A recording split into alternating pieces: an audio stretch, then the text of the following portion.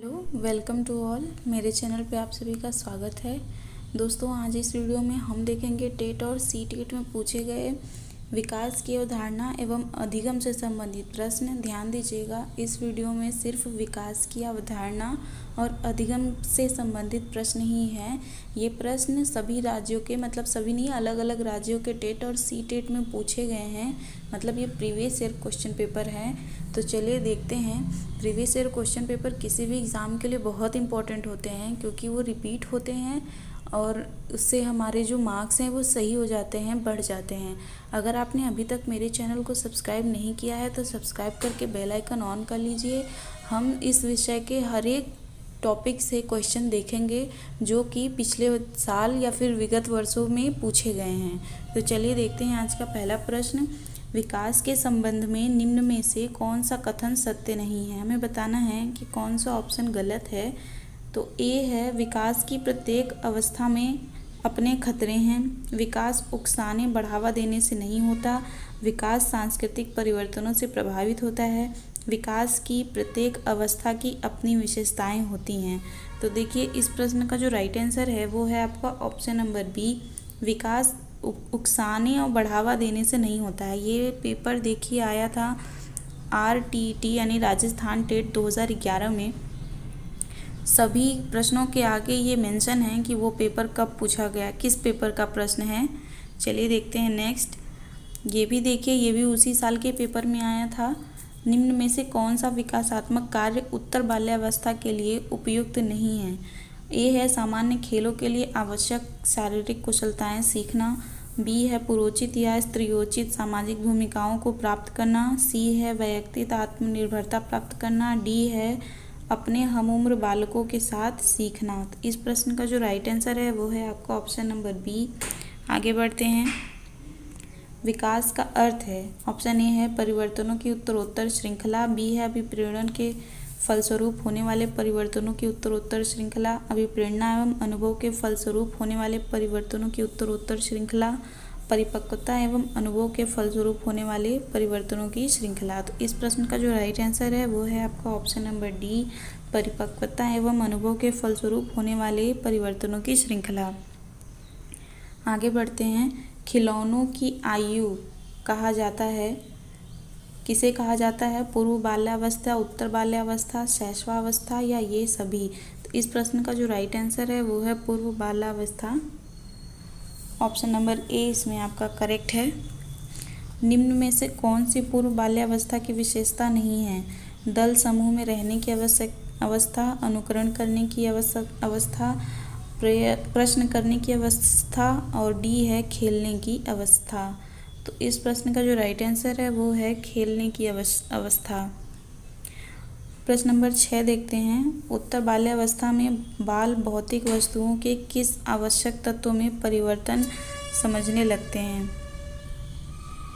Option A है द्रव्यमान, B है द्रव्यमान और संख्या, सी है संख्या, और डी है द्रव्यमान, संख्या और क्षेत्र। तो इस प्रश्न का जो राइट आंसर है वो है आपका ऑप्शन नंबर डी, द्रव्यमान, संख्या और क्षेत्र। प्रश्न नंबर 7 देखते हैं। शर्म और गर्व जैसी भावना का विकास किस अवस्था में होता है? शैशवावस्था, बाल्यावस्था, किशोरावस्था या वृद्धावस्था? इस प्रश्न का जो राइट आंसर है वो है बाल्यावस्था। शैशवावस्था की मुख्य विशेषता क्या नहीं है? सीखने की प्रक्रिया में तीव्रता, जिज्ञासा की प्रवृत्ति, चिंतन प्रक्रिया, या डी अनुकरण द्वारा सीखने की प्रवृत्ति? तो इस प्रश्न का जो राइट आंसर है वो है चिंतन की प्रक्रिया। प्रश्न नंबर 9 देखते हैं।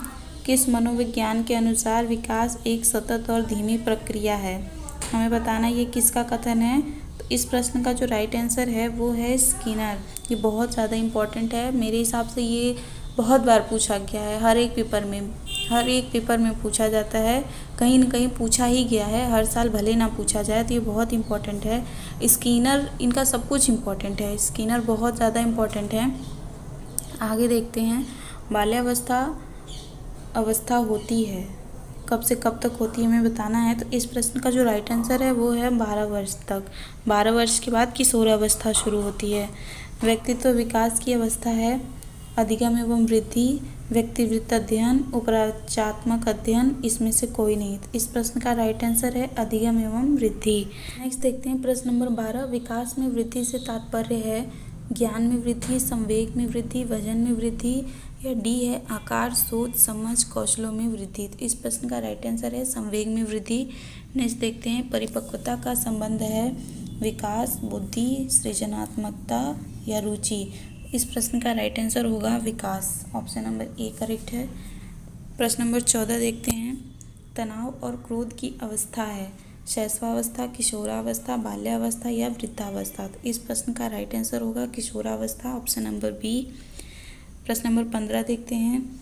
शारीरिक विकास का क्षेत्र है स्नायु मंडल, स्मृति, अभिप्रेरणा या समायोजन। इस प्रश्न का राइट आंसर है ऑप्शन नंबर ए स्नायु मंडल। आगे बढ़ते हैं। शरीर के आकार में वृद्धि होती है क्योंकि शारीरिक और गत्यात्मक विकास, संवेगात्मक विकास, संज्ञानात्मक विकास, और डी है नैतिक विकास। इस प्रश्न का जो राइट आंसर होगा वो होगा आपका ऑप्शन नंबर ए शारीरिक और गत्यात्मक विकास। प्रश्न नंबर 17 देखते हैं। शिक्षा मनोविज्ञान की दृष्टि से निम्न में से कौन सा कथन सत्य है।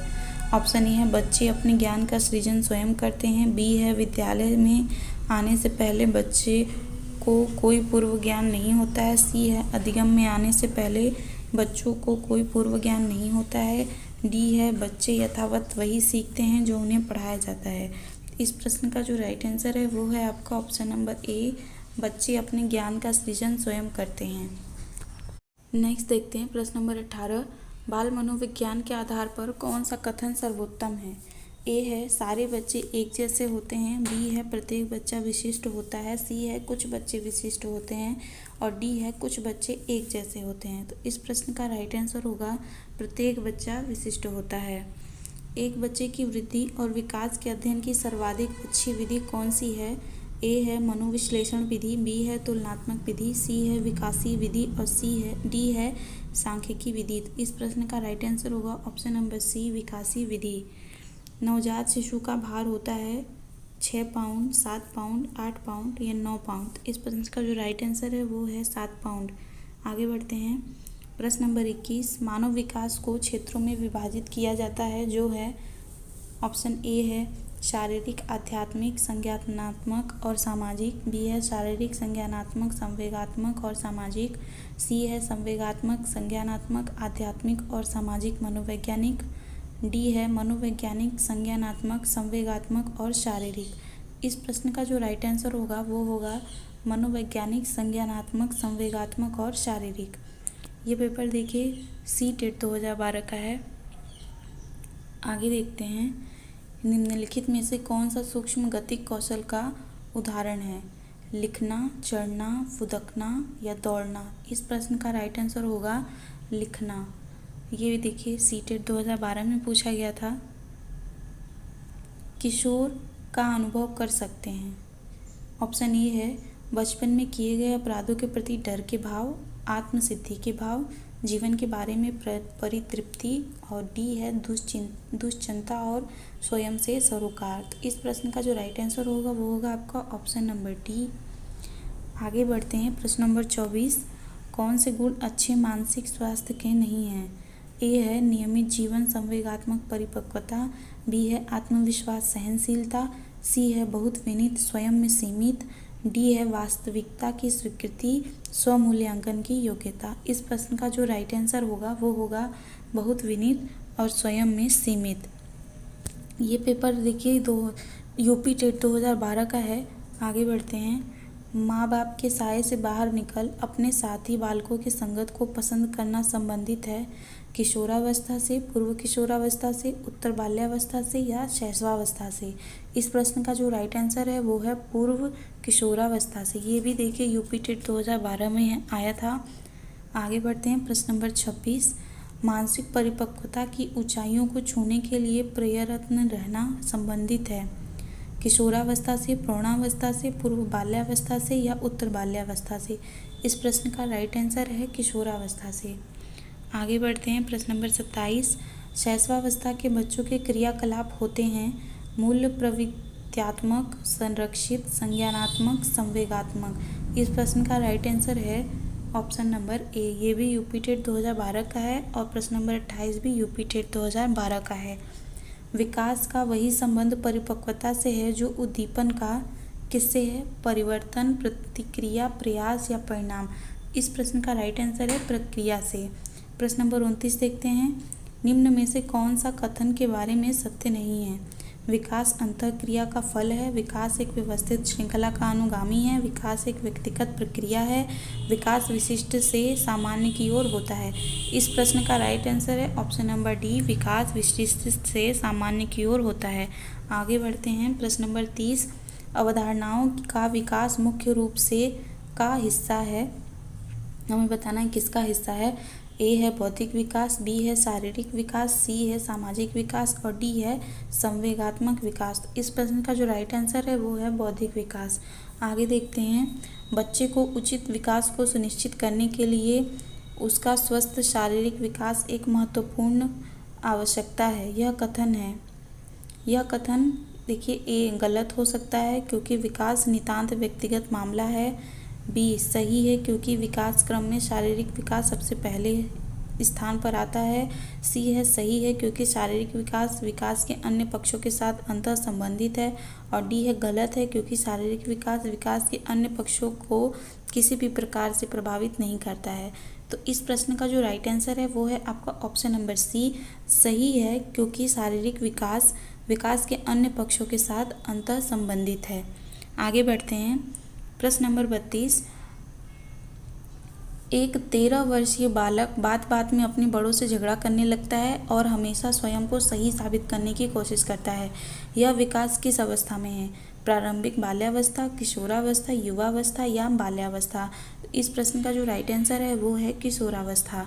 आगे बढ़ते हैं। प्रश्न नंबर 33, प्राथमिक शिक्षक के लिए बाल मनोविज्ञान का ज्ञान आवश्यक है क्योंकि ऑप्शन ए है यह बच्चों को अनुशासित बनाने में सहायता करता है, बी है परीक्षा के परिणाम में उन्नति होती है, सी है यह बच्चों को अभिप्रेरित करने के लिए सुविधाजनक तरीका बन जाता है और डी है यह बच्चों के व्यवहार को समझाने में शिक्षक की सहायता करता है।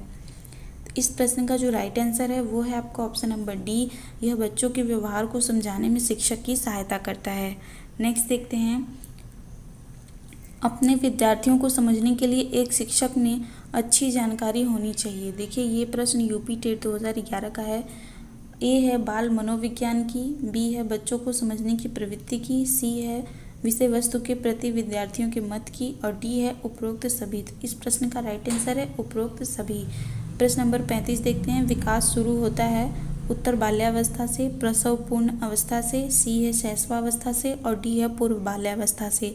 इस प्रश्न का जो राइट आंसर है वो है प्रसव पूर्ण अवस्था से।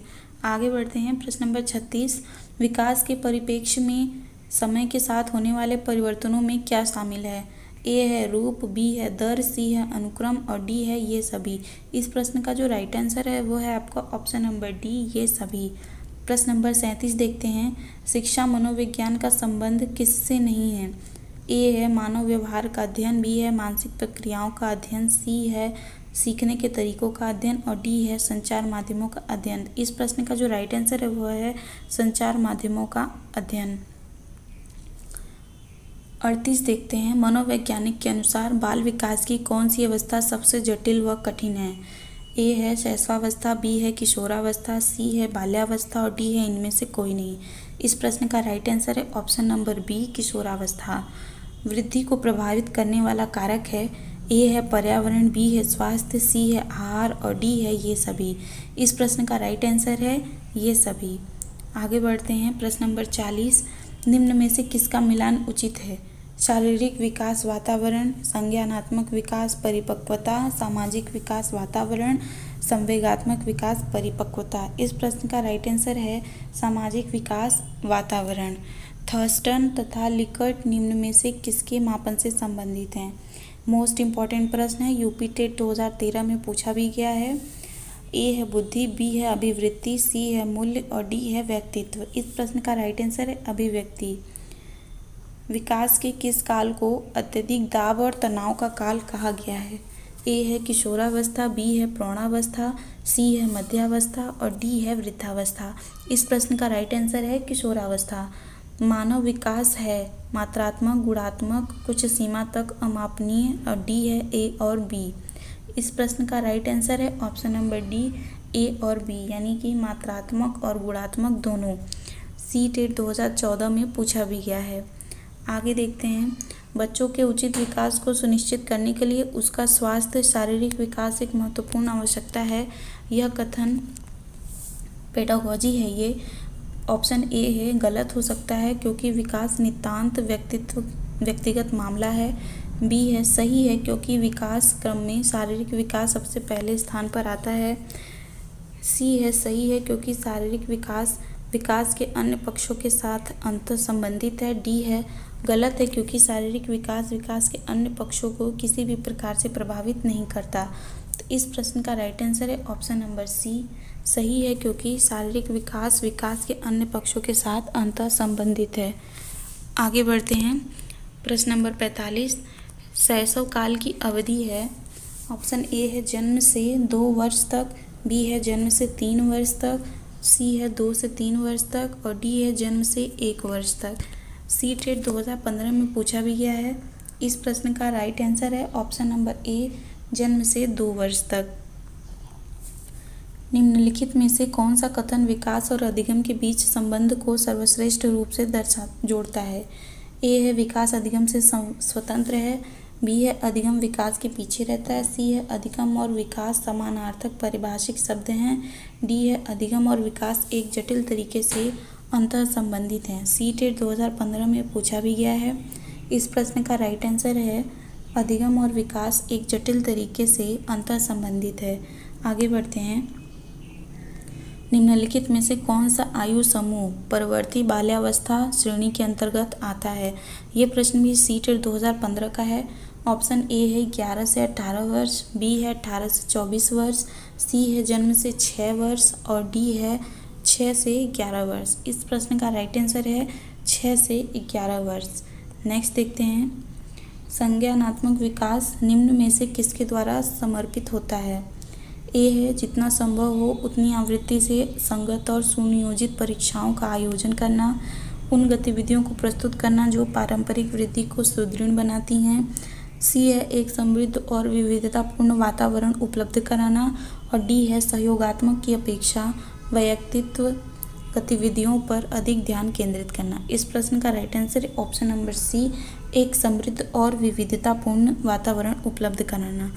फ्रेंड्स, आज की वीडियो में बस इतना ही। आप हमें कमेंट करके बताइए कि आपके 48 में से कितने मार्क्स आए हैं। नेक्स्ट वीडियो में हम देखेंगे विकास के सिद्धांत, बाल विकास के सिद्धांत से संबंधित पूछे गए प्रश्न देखेंगे, मतलब जो पिछले पेपर में पूछे गए हैं वो प्रश्न देखेंगे। अगर आपने अभी तक मेरे चैनल को सब्सक्राइब नहीं किया है तो सब्सक्राइब करके बेल आइकन ऑन कर लीजिए। वीडियो अच्छी लगी हो तो इसे लाइक करिए, साथ ही इसे अपने दोस्तों में शेयर करना बिल्कुल मत भूलिएगा। ये बहुत ही इम्पॉर्टेंट वीडियो है आपकी परीक्षा की दृष्टि से। तो मिलते हैं आपसे नेक्स्ट वीडियो में एक और टॉपिक के साथ। तब तक के लिए नमस्कार।